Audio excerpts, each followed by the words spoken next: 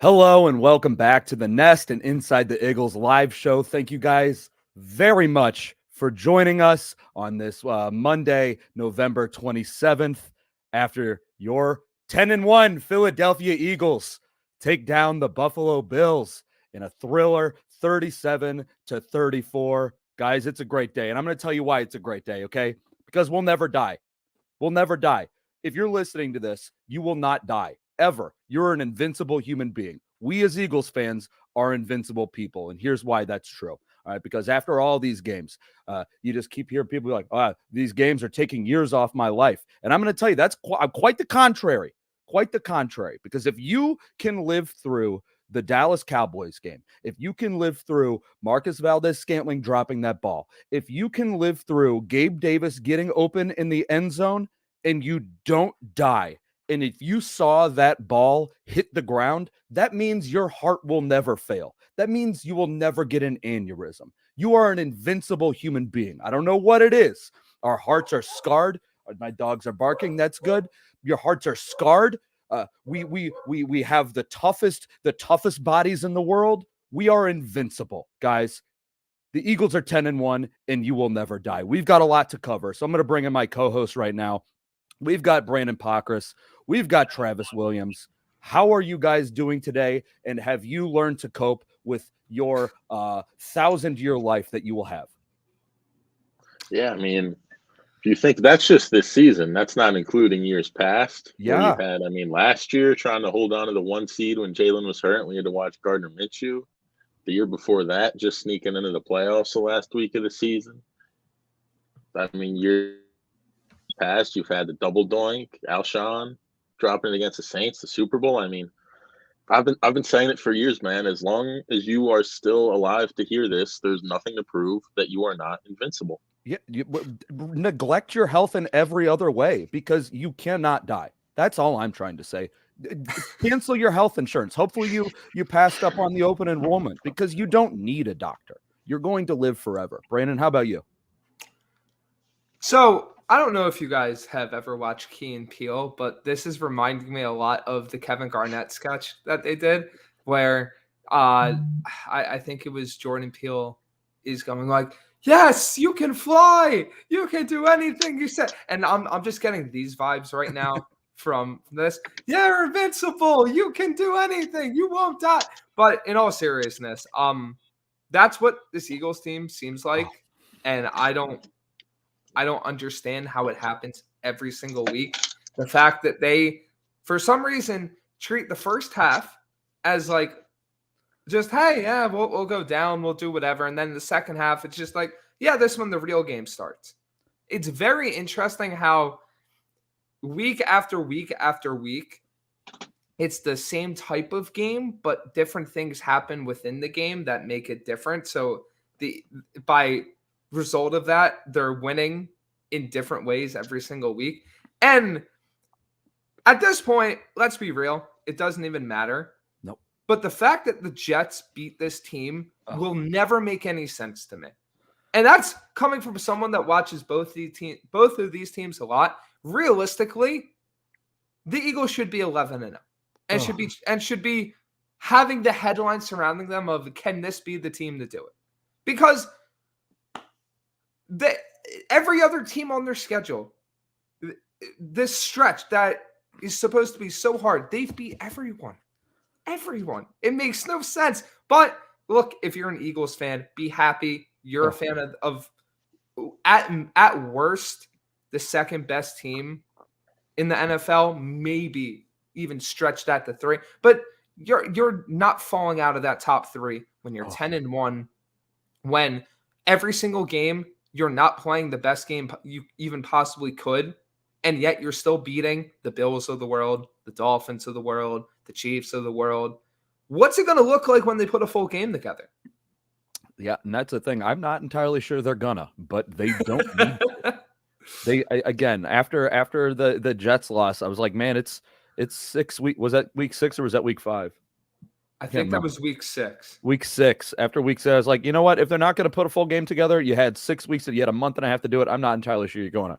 And now we're 11 weeks in, 12 weeks into the season, and they haven't. And it's like, you know what? then don't. Then just don't and keep doing. If you're gonna keep listen, again, we can't die. All right. That's the thing about it. It's beautiful. It's beautiful. They beat I don't know where we want to start with this. Let's see. The first thing that happened on Sunday, it seemed like an Amber Alert went off.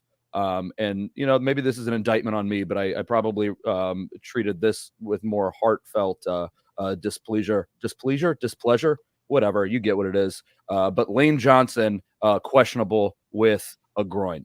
If I get an Amber Alert, I'm like, it sucks that's the same kind of car that I drive. I guess I won't go out today. But then when I get a Lane Johnson injury alert, I'm like, this is bad. I MF'd everything. I would open up the back door and just scream into the ether. Like that was bad. What was your guys' guttural reaction to that? Because that was bad. Yeah, my initial reaction looking at that is that's got to be the second worst player to be out after Jalen. I mean, right. Because even if Kelsey misses, you could slide Jurgens over. But I mean, when you don't have Lane Johnson, and everyone knows what happens when you don't have Lane Johnson, it's not good.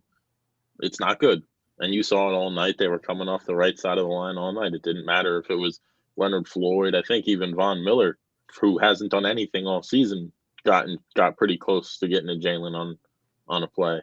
I think that was the first play of the game. I think Jack Driscoll got blown up on the first play of the game. I said, this is going to suck today. Yeah, today is going to suck.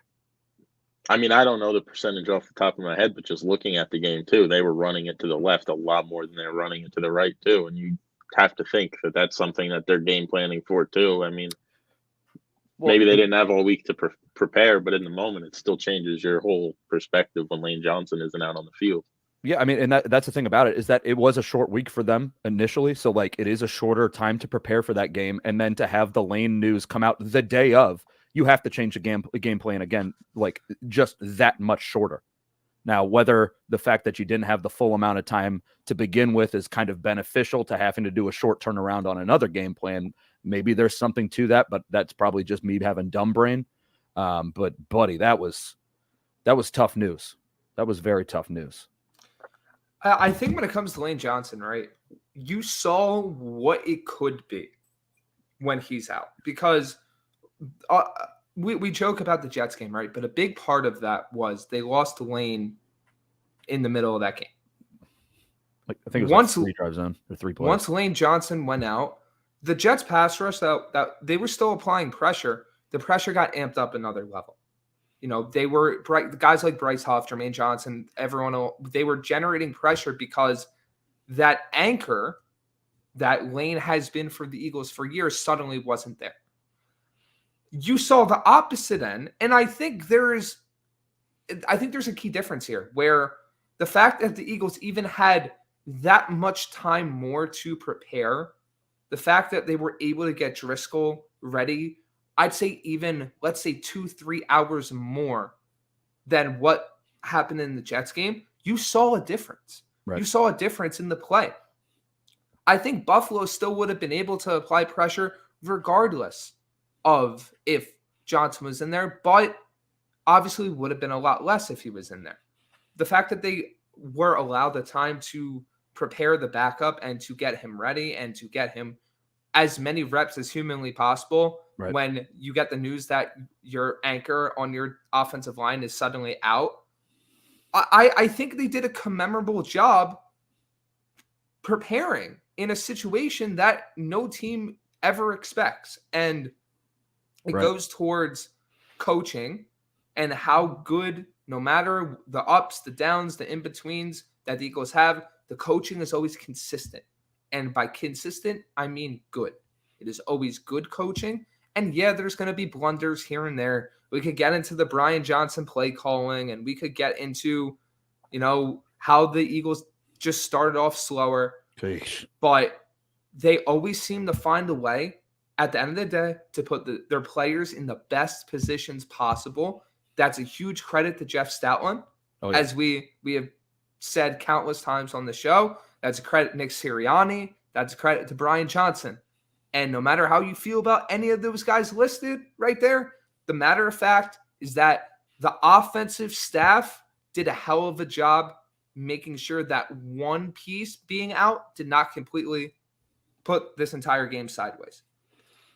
Yeah, that's a good point. And Adrian here says Stoutland University, and that's 100% true, because it's like the old saying, the doctor who graduates last in their class is still a doctor. The worst lineman on the Eagles offensive line still goes to Stoutland University. Like, they're still going to be good. But yeah, I think that probably, because after that Jets game, it was like, I remember I was saying, like, why is Jack Driscoll, why does he have his arms? Because he's not using them. Like, I might have said some mean things. I might have said some things that are worse than that. I definitely did. I'm going to level with you. I said some terrible, horrible things about him.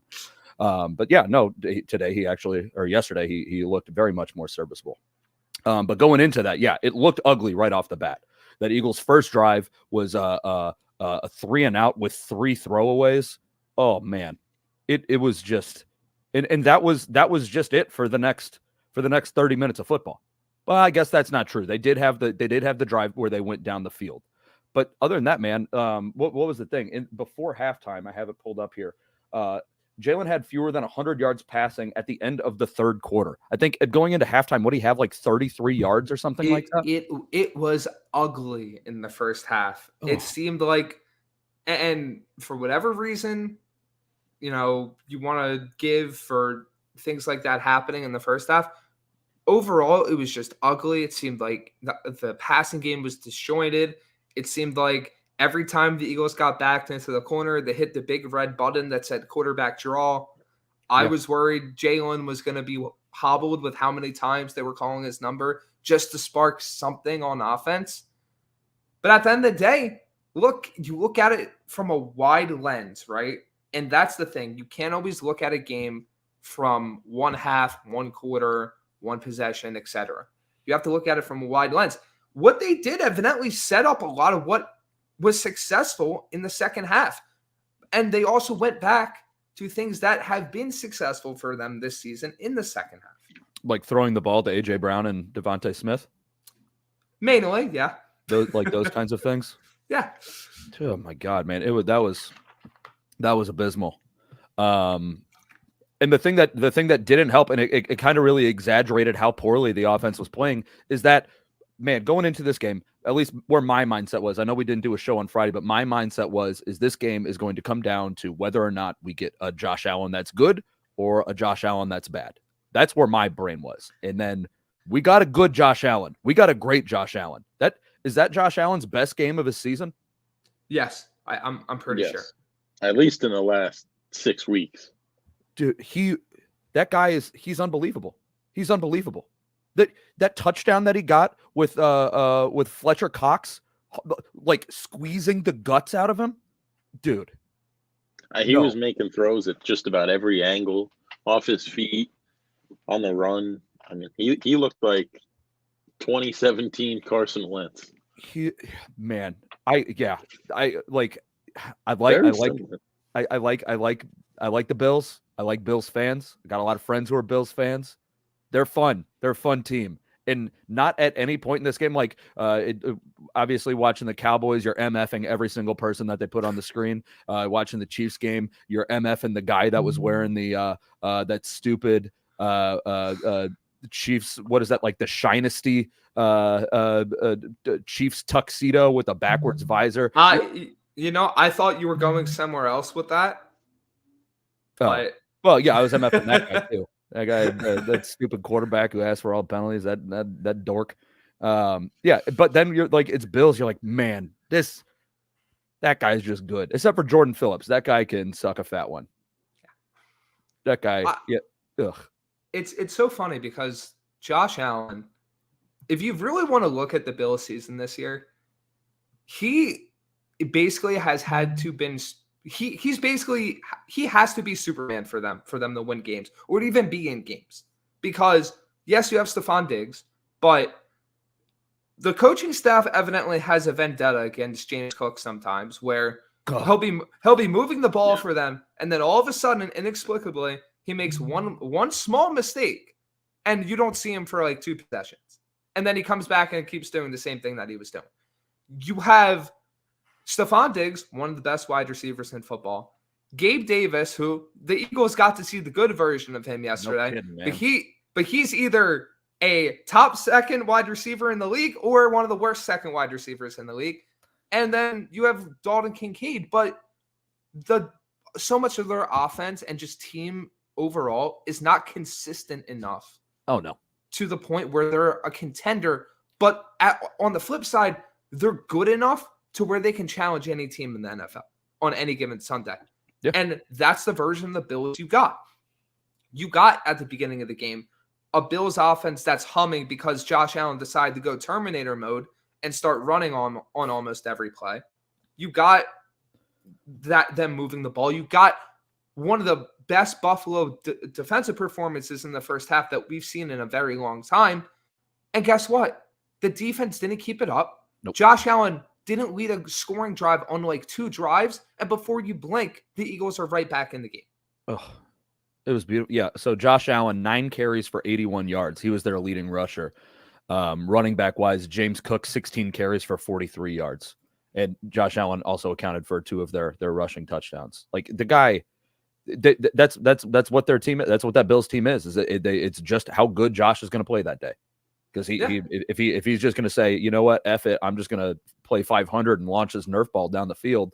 Yeah, he's going to get picked off. But he did not do that. He was ripping apart the middle of the field. He was, oh, buddy, that guy, that was impressive. And the fact that the Eagles came back from that. Oh, McDermott's a stupid idiot. Okay. So we go into halftime. What was the sequence leading up to halftime? If I can find this, Bills scored. Looks like Bills scored right before halftime. Eagles go into halftime. Oh, Fletch went down in the first half too. That's when that happened, right? Yeah, that was bad. He never came back. He came back to the sideline. What were your thoughts leading into halftime? Because I don't know why I'm so stupid. I was like, oh, their Eagles can't move the ball today. And my stupid, dumb monkey brain, my donkey brain head, I'm like, oh, okay, the Eagles aren't a second half team, but I'm stupid, and they absolutely are. What were you guys' thoughts going into halftime? I think for me, it was the Eagles still have a chance because it was only a 10-point deficit. Correct. Right. It was 17 to 7, most dangerous lead in football. It's what they say. It was only a 10-point deficit, but the way the Eagles were losing that game, I was like, it would take just not I wouldn't go and exaggerate and say historic, but the Eagles basically need to flip everything they've done so far on offense to even have a shot in this game. Because you look at it, right? Josh Allen's rolling. The Bills' offense is rolling. It seems like Buffalo has the Eagles figured out, and just that this game could get out of hand. But in the back of your mind, you're like, they're in this game. Josh Allen, I've seen the comparison, and I think it's a great one. I forget who came up with it first. Josh Allen plays like he has the song Freebird consistently going on in his head with the guitar solo. He plays like a chicken with its head cut off. You can make so many different comparisons about his style quarterback play, but the common denominator is that as good as he is, there's the potential for him to make a mistake. And if you go with that line of thinking, yes, the Eagles were down, but all it takes is that one mistake to completely flip the momentum of the game. And that's kind of where I was leaning, where I'm like, all right, the Eagles need to do a lot to get back in the game, but let's not kid ourselves. They've came back from worse. Mm-hmm. And this is a Bills team that isn't exactly the best at closing out games. What about you, Travis? Where were you at? Yeah, so going into halftime, I saw the score was 17-7. And the first thing I did was went on my phone, opened up DraftKings, saw the Eagles were plus 240, and I placed myself a hefty bet on that money line. And I proceeded to have a very stressful second half. But I was just building off what Brandon was saying. I mean, Josh Allen, he is what Jameis Winston meant when he said sometimes you have to know when to be Batman and sometimes you have to know when to be Bruce Wayne. Josh Allen just always wants to be Batman, and you'll see him like week 1 against the Jets. He's trying to hurdle 3 guys at once, and you wonder why they lose football games like that. And it was also just very eerily similar to the Chiefs game where the Bills, they were like how Mahomes threw that interception to Byard that kind of kept the Chiefs from scoring, where it felt like they were going to score 7 and really just start blowing the doors off the Eagles. That they just couldn't do it. And the Bills, same thing. They kept missing field goals, and I just felt like ever since the Jets game where the Eagles just couldn't get stuff figured out in the second half, Brian Johnson, as much as he has infuriated us with quarterback draw on first down, bubble screen on second down, third and long on every third down in the first half, he's figured it out in the second half. They've tightened up the defense when it seemed like the defense couldn't tighten up anymore, and they got the offense to play. Like, you would think they would have to go and take a week to retool the offense and figure out what to do, but no, it only takes them 12 minutes apparently, because they come out and they go, what do we got? We got MVP candidate quarterback, Heisman winning wide receiver, who's the number 2 wide receiver on the team, and a Hall of Fame offensive line. Let's go win some football games, you know? That's kind of the attitude that they came out in the second half, and they just started saying, we don't have to play along our game plan anymore. We just can go out and just try to get chunk plays. Just rely on our guys. And that's what they did. I didn't mean to cut Travis off there, No, but another big part, and I found out very quickly where he was. I think I sent something in our Slack chat, like where's DeAndre Swift? Because it seemed like the Eagles just decided not to give him the ball in the first half, and then he rips off a giant run, and that kind of gets everything rolling in the second half. And I'm like, oh, that's where he is. Cool. Yeah, that what would you say? Like he was on like the injury report with an ankle or something like that? I didn't even know he was hurt. Right. Yeah. And then Neither did he. Oof. No. It was gorgeous. So the Eagles come out, or what were you going to say, Travis? I was going to say, while we're on the topic of running backs who aren't playing, when do you think we'll see Rashad Penny start to get some carries now? You know, I was thinking you beat the Chiefs, you got to try and come at the Bills with something different. You know, the weather is crap. It's going to be torrential downpour the whole game. Why not Rashad Penny? But are we saving him still for something? Are we saving him to close out the 1 seed and go into the playoffs? Or do you guys think that Rashad Penny is just kind of going to be a signing where it's going to be very much forgettable? And for one reason or another, he never found his way onto the field, really. They're saving Rashad Penny for the last carry of the game in the NFC Championship, where he rips off a 48-yard touchdown. That's what they're saving him for. It's for that. What is it? $1.2 million well spent, baby. Wipe your hands clean from that. So okay, something goes on in the locker room at halftime. Again, the Eagles come out, and buddy. Well, the first drive was not any different. First drive, it started with a 4-yard sack and a 3 and out. After that is when things started to get crazy. That is, the Bills get there, they get the ball back after the 3 and out. They miss a field goal. Now, was that one the one that Jalen Carter got his hand on it, or did he get his hand on the first one? I thought that was the two. I thought that was the second one. He got his hand up on the second one. Yeah. I mean. Whichever one it was. Yeah. Whichever one it was. The guy's incredible. The guy, what a menace. What a menace to society. Obviously different on the field. What a menace to society on the football field. The guy is he's godlike. How big are his hands? Are his hands as big as my torso? A human being should not be able to reach up and do that. That had to hurt him so bad. The guy is, I don't know what to say. Devin Witherspoon, get the hell out of here. You're not the defensive rookie of the year. It's Jalen Carter, and it's Jalen Carter unanimously. The guy is unbelievable. The guy, and he's going to be here forever. I mean, using the menace to society phrase is a little too on the nose regarding his off the field activities, but it would also be an accurate description of his on the field activities. And we're not commenting obviously on the off the field stuff in a large capacity, but in terms of on the field, right? Like, he's a rookie and he's playing borderline like an all-pro. He's causing havoc in every aspect of the game that the Eagles are asking him to. He's not playing a full allotment of snaps right now. If Fletcher Cox is out for a extended period of time, maybe you increase the snap count and allow him to just go to work and just disrupt everything for opposing offenses. I'm personally very excited when we talk about it later in the week, how that matchup with the 49ers offensive line is going to be between Carter and I forget who their center is on the interior and their guard play, but I am so excited to watch that. But he's causing havoc on defense everywhere. You have him changing the course of the game by blocking field goals on special teams. The only thing left for him to do, and it wouldn't surprise me if the Eagles broke this out at some point, is putting him in at fullback and running him up the middle for either blocking or a touchdown. That's what they had. They had the play installed for the Super Bowl for Fletcher Cox to be behind Jalen on a tush push. Jalen Carter could do that.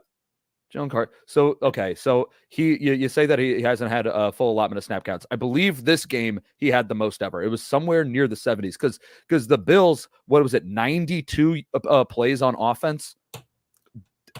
That's psychotic. That is a disgusting number of plays.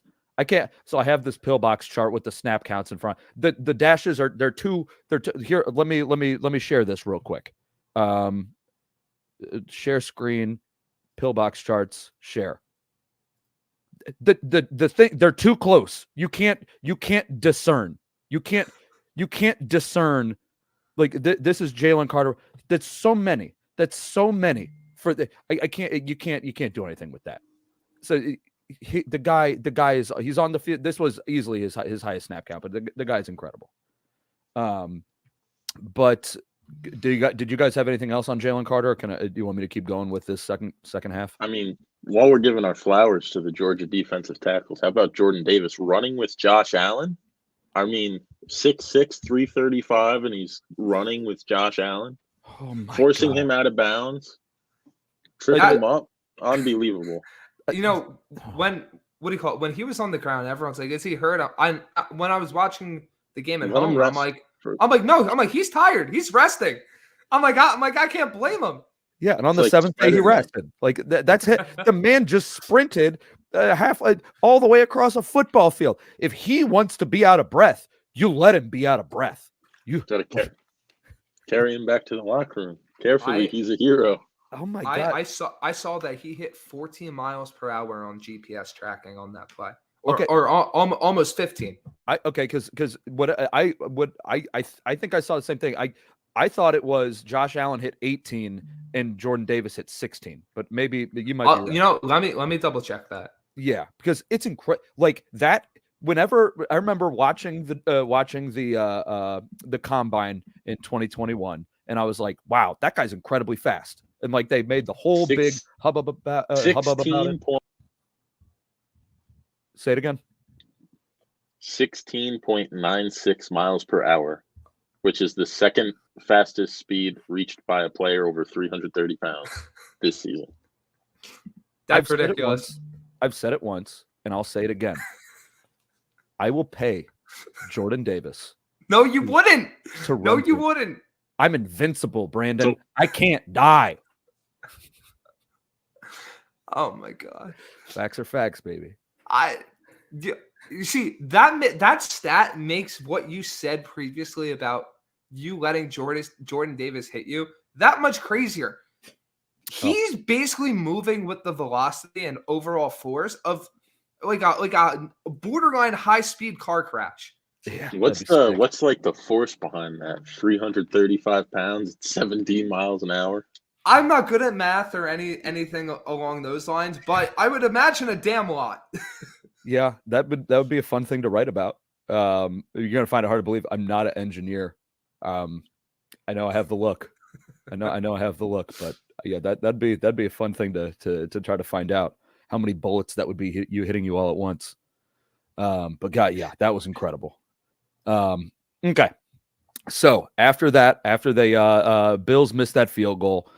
Eagles 6-play, 62-yard drive ends with a Jalen Hurts to AJ Brown pass, and it's just unfair.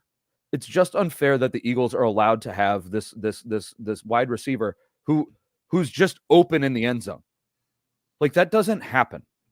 And it wasn't like a blown coverage or anything. It was just a terrific scheme, and there was no pick or anything like that. There was no borderline offensive pass interference. He was just so effing open in the end zone. So he gets the what was that, a 4-yard or no, a 3-yard touchdown pass. That was incredible. The Bills answer with a touchdown of their own. And then is the drive that goes into the fourth quarter. At this point, the Eagles are down 21-24. And this is kind of where DeAndre Swift really kind of let things go. And for that matter, Devontae Smith, because this is the drive that had the Devontae Smith 33-yard pass, which was just Jalen had so many good passes, man. Do you like the Olamide Zaccheaus one better, or do you like the Devontae Smith one better? Because I can't pick. I like just how it shows how much time he spends working with his receivers to show where they like the ball, how he likes the ball. I mean, you can see just he throws a moonshot to Devontae on one play. He can throw it perfectly so Olamide can catch it in the back of the end zone and just perfectly drag his feet. I mean, he threw a rocket to Devontae Smith on a touchdown too. I mean, he was making just as much as Josh Allen was making all the types of throws. I mean, when it mattered in the third and the fourth quarter, Jalen Hurts was making all the types of throws as well.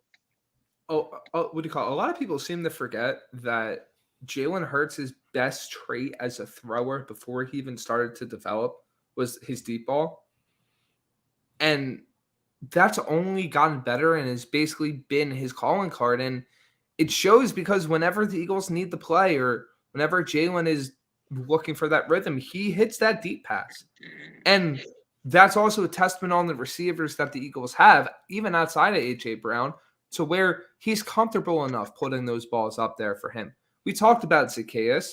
Zaccheaus basically showing what having a third wide receiver in that mold can do for you. And he's doing something that you wouldn't even expect out of him, a jump ball in the end zone. Oh, so that's the next drive. Oh, keep going.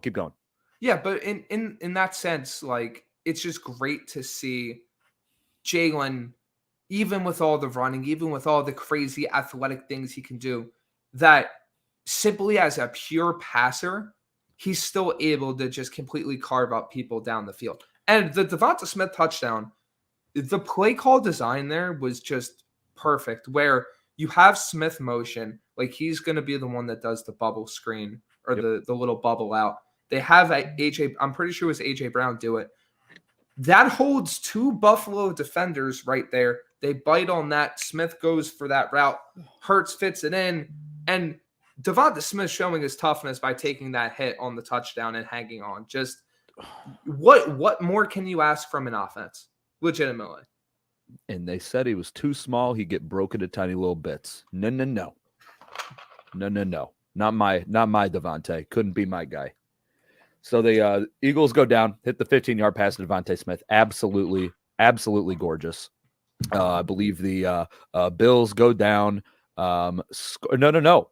After that is the incredible James Bradberry interception. That's what turned the tide on the game for me.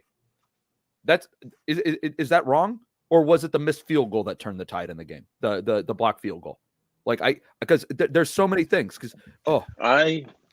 I would make the argument that Jake Elliott hitting that field goal was that after that moment, that's when I felt like, okay, this is the Eagles.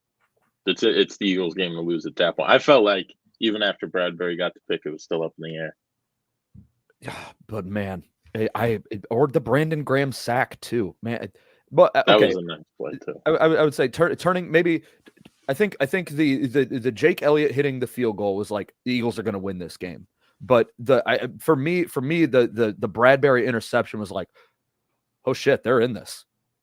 Like that was the way I'm sure everybody's seen the breakdown of it, or if you haven't, James Bradberry baits Josh Allen. Looks like he's going to the outside, breaks on the inside. Josh Allen can't see it. And then he just snags it. You can see Christian Ellis, because Zach Cunningham is hurt. You see Christian Ellis as soon as he sees. Bless you. As soon as he sees James Bradberry breaking in, Christian Ellis puts his hands up like he knows he's going to get that. James Bradberry, maybe not the most athletic. He did get burned by Gabe Davis this game. He is so smart. He is such a smart football player, man. That was such a veteran play right there. That was incredible. Yeah, and it was that mistake that you're waiting for the Eagles to finally capitalize, and then it happened. Yeah, that's a thing. Like that was like, you knew Josh Allen was going to throw an interception in this game. You knew it. Okay, to be fair, you kind of know that he's going to throw one every game. It's just like, where is it going to happen? Is it going to be an arm punt, or is it going to be a backbreaker in his own territory? And it, buddy, whew. Because after that is, like we talked about before, the Eagles have Jack Driscoll on the right. It seems like a lot of these runs are going to the left. What you want to do is, if you are a defense playing Jalen Hurts, is you want to make him flush him out to the left. For some reason, people still want to keep doing that, even though he's shown that he can make incredible throws that direction. 3rd and 15. Jalen Hurts gets a little bit of pressure. And if you've seen the video, it's a lot like Jalen Milroe did to Texas A&M on Saturday. He comes out of the pocket, kind of goes out to the left, points downfield to Olamide Zaccheaus. Buddy, just be there. And oh my God, absolutely beautiful. Pandemonium. It was beautiful. Like I've seen people on Twitter be like, I can't people posting about like Jalen Hurts stats after this game and why he should be an MVP candidate. And there'll be some dickhead at the top of the Twitter reply saying, yeah, but he had a terrible first half. If anybody ever says anything bad about Jalen Hurts, just post that video. Just that's not a thing people do. Human beings don't do this. Professional quarterbacks do not do this. But Jalen Hurts, man, oh my God, he's good at football. He's so good at football. Like, to me, that seemed like, I didn't realize that was Olamide Zaccheaus. Like, in my first thought, I'd be like, that's Devontae Smith. And I was like, no, that's too big to be Devontae Smith. That's going to be A.J. Brown. No, it's too small to be A.J. Brown. Is that Julio Jones? No, that's not Julio Jones. Julio Jones is 6'4". That's Olamide effing Zaccheaus. What the hell? One of my first thoughts after that, not the first, but it was like the 3rd or 4th thought was, man, and Quez Watkins still hasn't done anything this season. You're poisoning your mind thinking like that. That's unhealthy. I mean, you gotta. Quez was active for this game, wasn't he? He was active. He was active, and Zaccheaus was still the guy that they turned to in that moment. And Jalen felt comfortable throwing that to Zaccheaus. When has he felt comfortable throwing it to Devontae? Not Devontae, Jesus. Quez Watkins. That was a bad slip, but I mean, he really hasn't felt. I mean, granted, he's missed time, but even when he is healthy, he's not a guy that Jalen Hurts really has ever shown that confidence. And I mean, he has had a couple long touchdowns, but not like jumping over people. Yeah, man, that was, and it scared me so much that they kept showing the replay. It's like, no, he's in, because there was a lot of bad refereeing, officiating this weekend in the NFL, and it's like, are they going to do something stupid here and say that he was out? Adrian, I do see your comment, and I think we will get to that about the penalties and everything. So the Eagles get that touchdown. It's beautiful. Actually capitalizing on a turnover. Couple of punts later. And then it is the Gabe Davis touchdown. I believe that's the one. No, that was just a 7-yard touchdown. There was another. Did Gabe Davis get 2 touchdowns this game? Well, I wanted to get to that once we got into the overtime discussion. Okay. Because that's the play where it's the miscommunication. Yes. Okay. So this actually was Diggs caught the other. Yeah. Diggs got the one, and it was a great pass, and it was like, if you're gonna score a touchdown on that with Stephon Diggs being thrown to by a good Josh Allen. Yeah, that Stephon Diggs one was nuts. But then the Gabe Davis gets a 7-yard touchdown. The Eagles at that point are down 28-31. Is that what it was? I'm sorry, my computer's going slow right now. Yes, yeah, the Eagles. Yeah, because they were down 3, and then that's the Jake Elliott drive. Yes, then the Jake Elliott drive. The Eagles are moving the ball down the field. They're moving the ball down the field. For some reason, Tony Romo and Jim Nantz are like they're just tugging each other, and they're like, "Oh, it's going to be super hard." To be fair, they were. It's Tony and Romo, man. The guy, all he's going to do is just be an obnoxious. He loves Josh Allen. He loved watching those Zaccheaus replays, just trying to find an angle if there was any way he could see the ball slip, and you could hear the disappointment in his voice when he realized Zacchaeus did not drop that football. Complete sidebar. I don't think in the past year I've ever seen just social media completely united on disliking one broadcaster as much as they did Romo. And it wasn't even for me personally, like I've seen it. It's not even just like, oh, it's against the Eagles. He just seems to always favor Josh Allen whenever he has those broadcasts. It's been a very recurring theme for them this year. I just something to keep an eye on. Something to keep an eye on.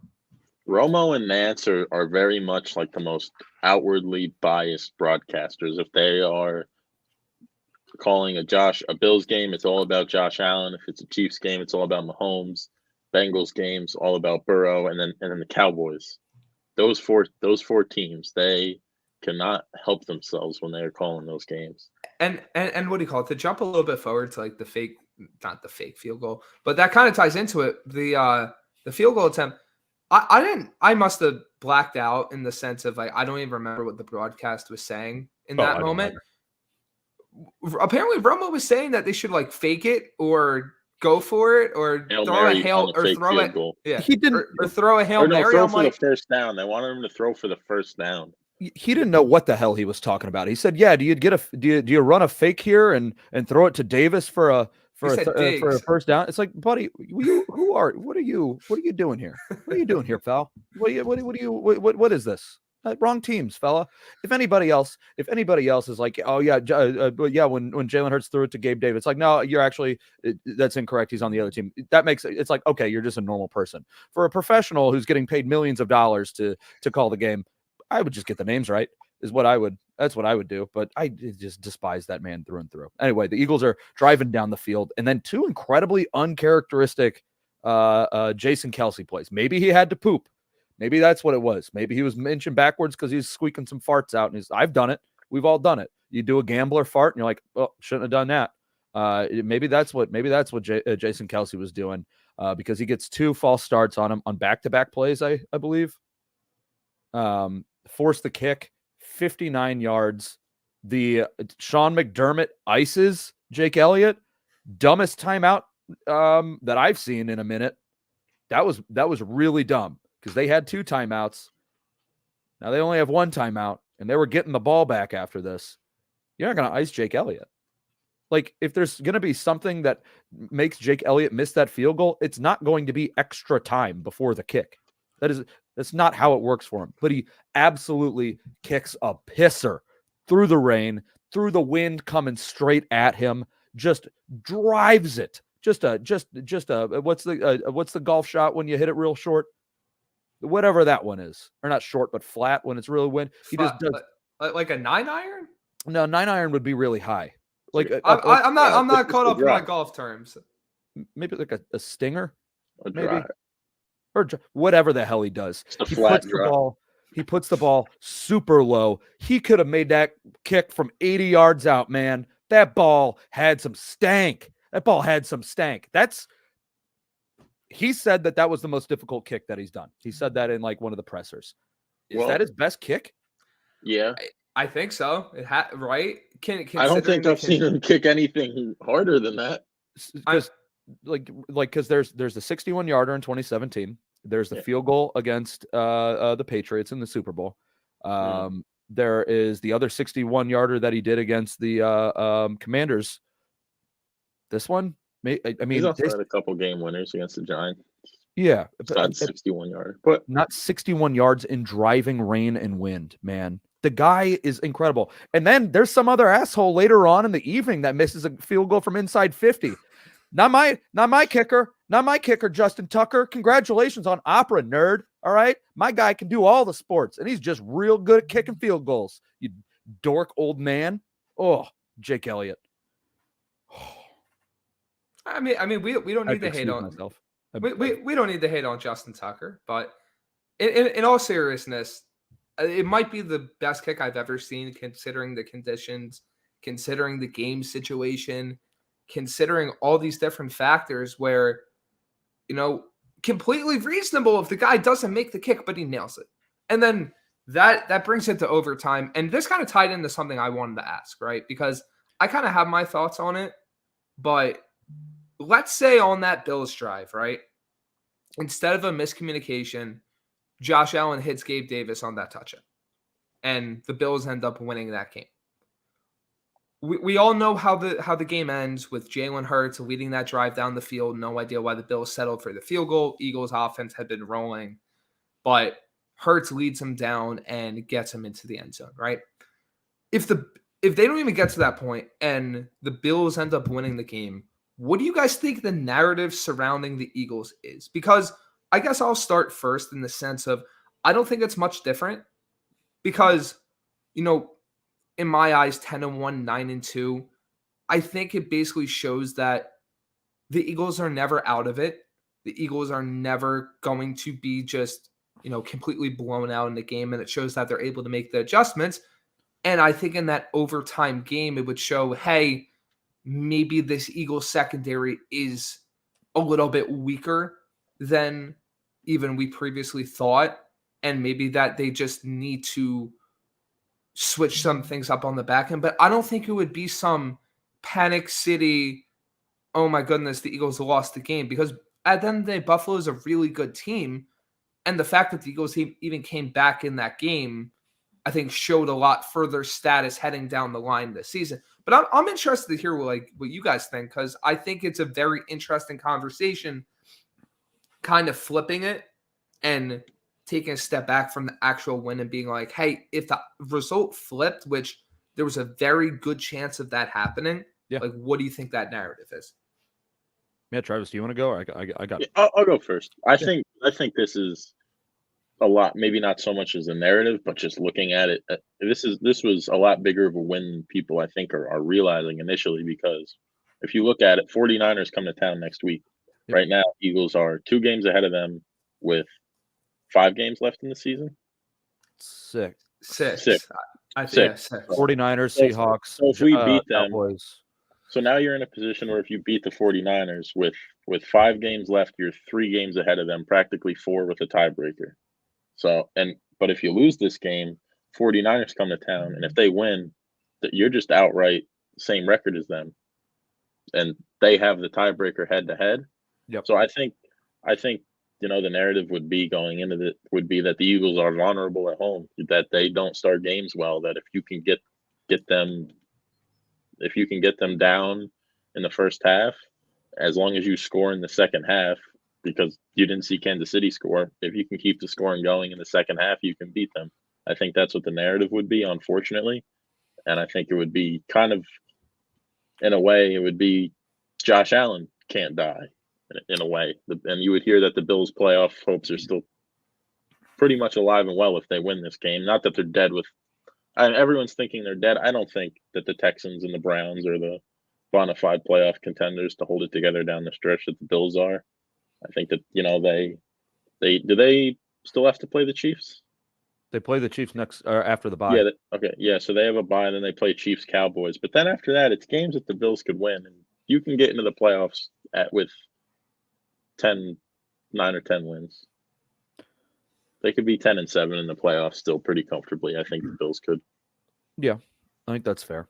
And yeah, I think that's probably a good way to think about it. That the Eagles are vulnerable at home, that kind of a thing. In my head, where it's kind of like a grander scale of things, is that there wouldn't be the Jalen Hurts MVP talk. Because yes, that a throw to Olamide Zaccheaus is absolutely money. The throw to Devontae Smith, these are all MVP caliber plays, but he lost. And if he did lose, if they did score there, we don't get the Jalen Hurts QB draw. We don't get he has no water in his veins. We don't get that. I think the narrative then goes to Josh Allen just did this. I don't think it'd be any kind of the same thing as Josh Allen MVP talks. Nobody would be. There'd be some psychopath that would be crazy enough to do that. We'd get a video of Skip Bayless grunting angrily into his camera in his living room, looking like he's trying to fight everybody for some reason. But I don't think we just wouldn't have the discourse that we're having today with Jalen Hurts being a plus 150 favorite to win the MVP. I think that's where my brain is. But I think you're also right where stakes just got higher for these next 3 games that the Eagles have to play. I think that's That's very correct. Yeah, I Yeah. think the highest stakes game is the 49ers. But did you have something you have to say, Brandon? Or I was gonna say, like, I agree with both your guys' points. Makes a lot of sense in the sense of like this win does so much for their overall record because you don't always think about it. It's like it's an out of conference game. It's a Yep. team that they're great, but they're also in the AFC or more focused on your own conference. But even having that one extra win when it comes to a team that's as good as the 49ers, especially with the way that ironically they seem to catch fire in the second half, similar to the Eagles, having even the same record or a few games better than them is so important when it comes to these last few games down the stretch and seeding and who you're even facing in the first round of the playoffs, because that matters a whole deal. If you get that bye, because there's only one bye, like all of it matters. So I think not even thinking about that was where I was at. I was just in my head being like, even if they lose this game, my confidence level in them doesn't change. Where I think there's still this vaunted, just upper echelon, top 5 NFL team that can very easily win the Super Bowl. But by getting that win, 1 second. Bless you. That didn't work. I was waiting on the sneeze. But I think by getting that win and by getting second Bless time you. again. Thank you. Now you're making a scene. I am making a scene. I apologize. But by getting that win and coming back from that deficit and showing that even a 10-point lead against one of the better teams in football for the past few years, maybe not so much this year, and making those adjustments on offense and on defense, it shows that they can do that against almost any opponent. And it makes you see that the Chiefs game wasn't a fluke, and the Dolphins game wasn't a fluke, and all these other games that they've been winning, the Dallas game wasn't a fluke. That, no, this isn't just the Eagles getting lucky in a handful of games. They are consistently beating the good teams week after week after week. And I think if we jump back to the other side of things, if they lose the Buffalo game and then they lose the 49ers game, right? Now the conversation, warranted or not, flips to, are the Eagles actually legit? Because we've seen that even when teams are just the best in the NFL, if they slip up and lose a game or two, there's always going to be that narrative surrounding it. Yeah, now, always people are very quick to pull the fraud watch trigger. Exactly. Yes. Now the Eagles are in a position where that's not really the case. Even if they lose the game to the 49ers, which is a very real possibility, the narrative is the Eagles are a fraud. It's, hey, the Eagles are the second best team in the NFC. Niners are the best. Or if the Eagles win, Eagles are the best team in the NFC. The Niners are the second best. There isn't that huge just change in mindset from the team. And also the team believes, by winning these games, it is preparing them for a playoff run where if they go down, they're not going to panic. And I wouldn't think they would panic in the first place, but they're going to fall back on games like these against the Chiefs, against the Bills, where they were at a deficit, they were losing to a very good team, and they still won at the end of the day. I think that's very important. I think this entire conversation is important because it shows where the Eagles are at. And basically, they're in a very, very, very good place right now. And to me, with that game-winning drive, it's just that they did everything. They did everything that they can do. They hit Devontae Smith for 17 yards. They hit A.J. Brown. They had Kenny Gainwell catch a couple balls and go out of bounds. They had DeAndre Swift get a 16-yard run to get it to the 12-yard line. They had Jalen Hurts run a QB draw. They used all of their offense. Except for a tight end because he's hurt. That being said, Jack Stoll, congratulations on doing a Dallas Goedert play. That was great. But they did it all. They did it. They ran outside. They ran inside. They had protection. They did things on the move. They made shit out of nothing. It was such a great drive. That's the drive that you wanted at the end of the Super Bowl. That's what that drive was. And we didn't get it then, but man, you see it now and you're like, this team's for real. This team is incredibly real. It was such a it was beautiful, man. What a beautiful end to a game where the first half was just it's like that. It's the exact opposite. You know, that picture, that meme of the person starts drawing the horse and it's beautiful and it turns into a stick figure at the end. The opposite. It was the opposite. Yeah. The incredible opposite of that. And at the end of that picture, they're like, you know what? It's overtime. Let's draw a beautiful sunset as well. Like, it was such a gorgeous game in such terrible conditions. Man, what a game. But the one thing, the glaring thing, the difference between these two teams is the penalties. There is so many penalties called on the Bills that, to be fair, they deserved. The Eagles easily deserved to have more penalties called on them. Adrian mentioned before, how do you feel about the horse collar call? So the Bills reporters did somebody did an interview with the like a press conference kind of thing, or got some clarification with the what's it called? With the refs. It was Zach Berman did this. I listened to his thing where he was talking about it. And he said that they wanted clarification on the horse collar or the non-horse collar tackle. And the ref said, and what was his name? It was Hockley, wasn't it? That dork. If your family's namesake is the profession of being a professional referee, you're a narc. You're a narc and a dork. And no one enjoys talking to you. So Sean Hockley said that he didn't pull down. He did grab the horse collar, but he didn't pull down on that. And I think that might be wrong. It's incredibly wrong. This is a great discussion point, because every team in every game has missed calls. There's going to be missed calls in every single game that should go both ways. The problem is, recently, I'd say in the past 3 years, and it feels like it's getting progressively worse, refs are either completely whiffing on calls that are completely dictating entire possessions in games.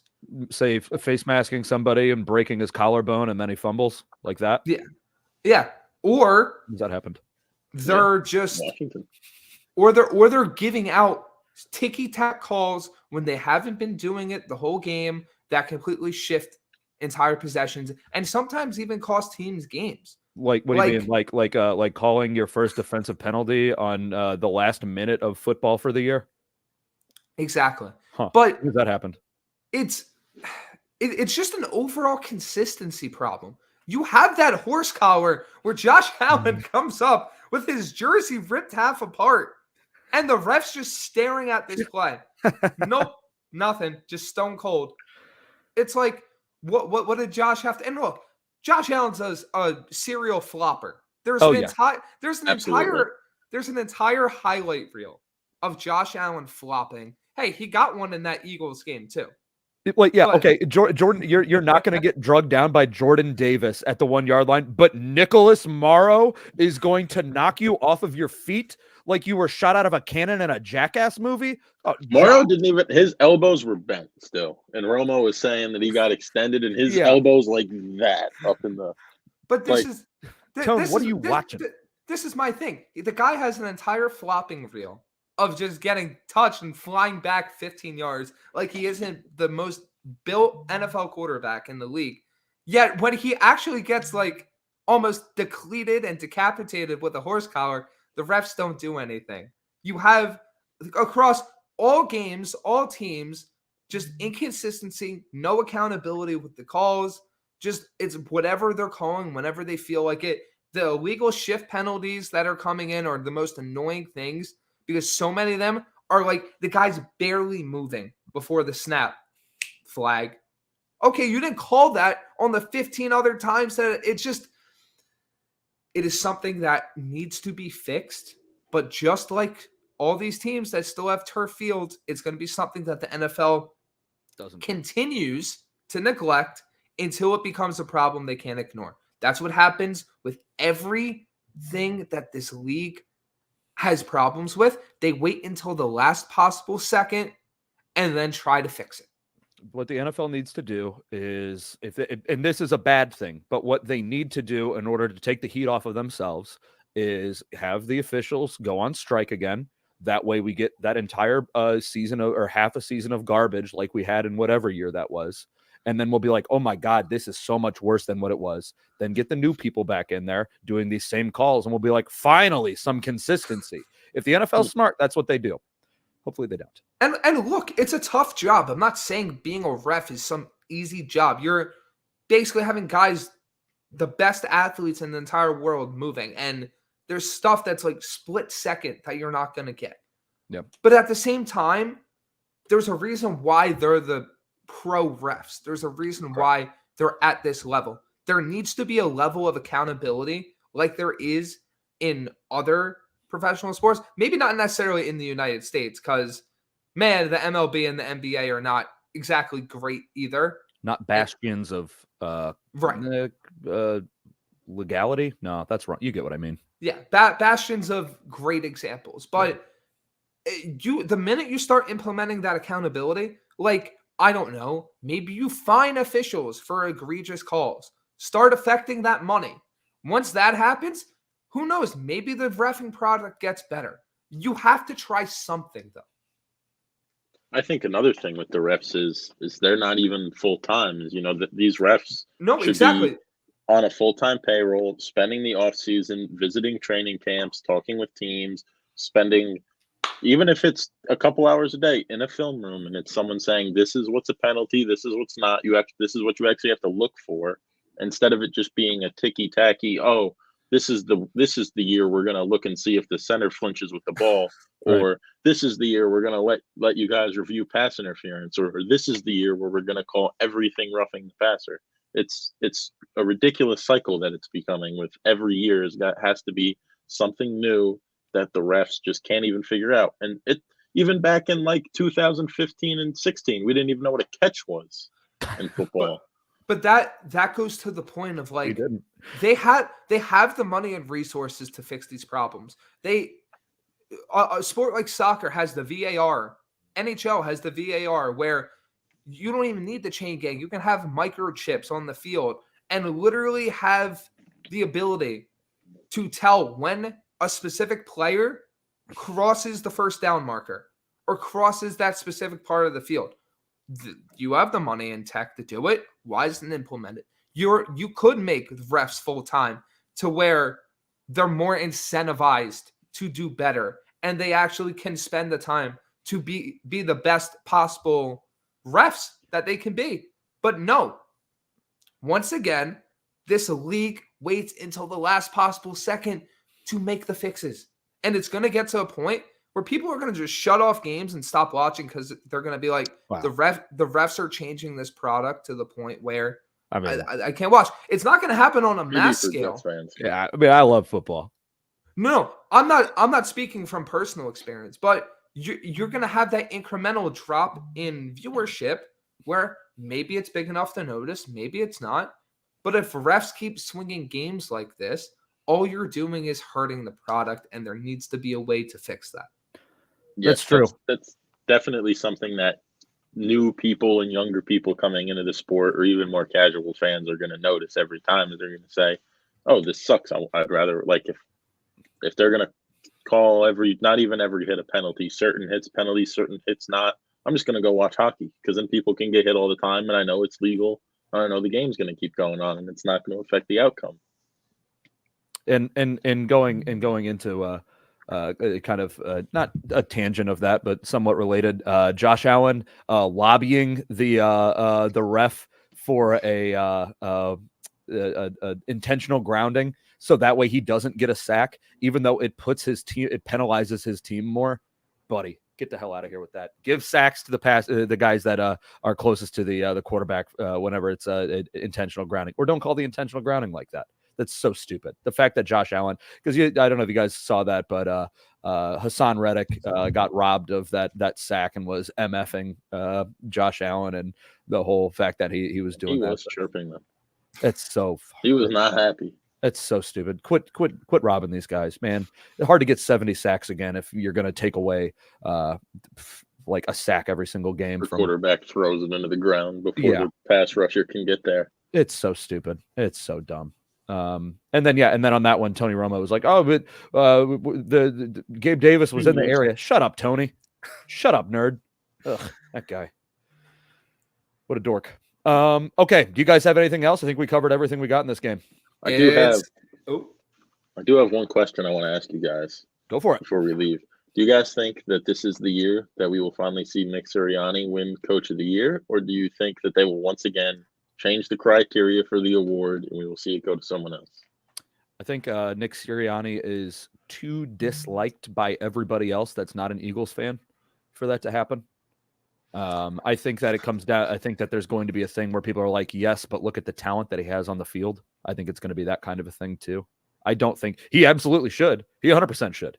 There's no reason that he shouldn't. This should be his third year of getting it. If you think about what they valued, because I mean, we see last year was, it's all about turning the team around, and they give it to Daboll, even though the year before, Sirianni turned the Eagles around more than Daboll did for the Giants. And then we see best record get prioritized in 2021, but not in 2022. That being said, I feel like there's not a strong like social media fanboy pick right now that's rising up though the way Daboll was last year. It's going to be unless we lose to the Niners and we see Shanahan steal it. It won't be Shanahan. It won't be Sirianni. It's going to be Dan Campbell or D'Amico Ryans. You don't think Shane Steichen? If Shane Steichen makes it to the playoffs with a backup quarterback. Well, it's going to be Campbell if the Lions hypothetically get the 1 seed. They're not going to. That was a huge loss. That was a huge loss. If there's one thing that happened on Thanksgiving that was great, I'm glad that it happened right off the bat. Campbell would probably be my pick because that would break the Lions playoff drought because that's going to be the storyline where Dan Campbell turned one of the worst franchises in the NFL all the way around, and now they're looking like one of the best. Yep. And then I think I'm happy you mentioned Steichen because I think it's basically down to Steichen and D'Amico. If D'Amico Ryans takes arguably one of, if not the worst teams in football to the playoffs in year one, that's a pretty damn good turnaround, and that's what they might value. Steichen loses Anthony Richardson, has to play Gardner Minshew the whole year. If they make the playoffs, you have another great case right there. I personally think Sirianni should be at least top 3, but a final. Like Travis said, the criteria shifts every year. Sometimes it's best record, sometimes it's best story, sometimes it's somewhere in the middle. You just don't know. With the way I feel like a lot of these voters think and the way the NFL thinks, it's going to be Campbell, it's going to be D'Amico, or it's going to be Steichen. Or dark horse could be Jonathan Gannon, just based purely on that he didn't get fired during the season. That's not quite. It's pretty impressive. He's garbage, and he should have got fired, and he never should have got the job, and he's holding on to it. Right now, it looks like Dan Campbell's the betting favorite, D'Amico is second, and Mike McDaniel is third. So Walmart Nick Sirianni is ahead of Nick Sirianni just because social media likes him more. Although I'm not entirely sure how much the voters watch in-season Hard Knocks, he's got that going for him too. Oh, that's true. Yeah. Or at least better. By the way, save in-season Hard Knocks for July. It's very fun. I watched the Cardinals in-season Hard Knocks over the summer, and it was just a nice way to get football back in your life while watching an entire team implode. So that's good. That was a good question, though. I did like the Coach of the Year thing. Yeah, Nick Sirianni's got to at least be a finalist. But do you guys have anything else now? All I got to say is it's 49ers week, and man, this is a big one. Oh yeah, 49ers coming off of a mini bye. Eagles don't have to travel; just get healthy. See how that defensive line is looking. See how get healthy, Lane. We need you, pal. He looked so sad on the sideline too when everything was going to hell in the first quarter. That was bad. This is going to be a big week. It's going to be a big week. All right, guys, thank you much for joining us as we talked about this Philadelphia, your 10-1 Philadelphia Eagles win, where all the big J's were out that night. We had Jalen Carter. We had Jake Elliott. We had Jordan Davis. What other J's am I missing? We had Jalen Hurts. Everybody came out. Everybody was crushing it in the second half of that game. Thank you guys very much for joining us. We will be back with you on Friday for the 49ers preview. Thank you much for joining us again. I'm at a loss for words and I'm out of breath. Y'all have a good one. Go Birds.